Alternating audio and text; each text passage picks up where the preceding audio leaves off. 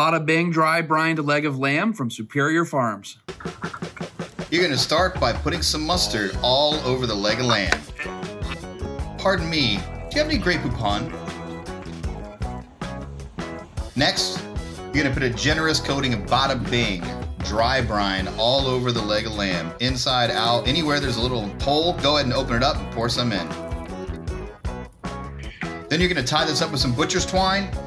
You want to do this so it keeps its shape. Not to mention when Mark throws it on the grill, you want it to stay in one piece.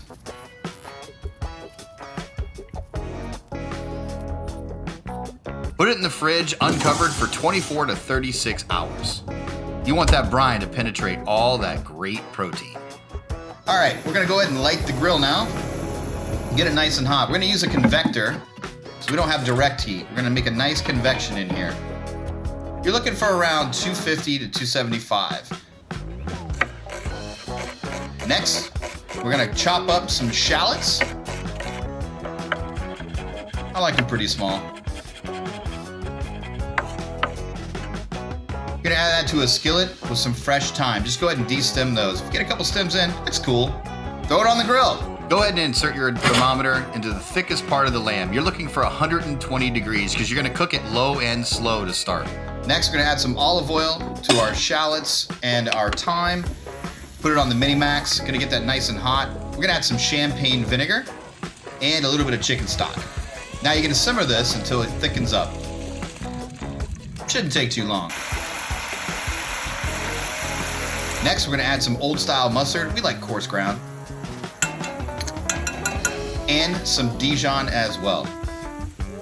You're gonna mix that all up. You'll see how thick it gets. Incorporate it into the dish. Go ahead and squeeze a little lemon. The acid's gonna wake that entire thing up, and man, it's just good.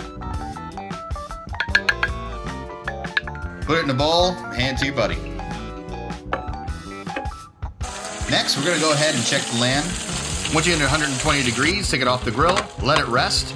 Then you're gonna bang up your grill to 500 degrees. You're gonna reverse sear the lamb, and you're looking for a temperature of 130 degrees as your finished temp. Now here's a little trick. When you're using a convector, you can actually use the sides to get flame. Have that fat drip a little bit and char it up.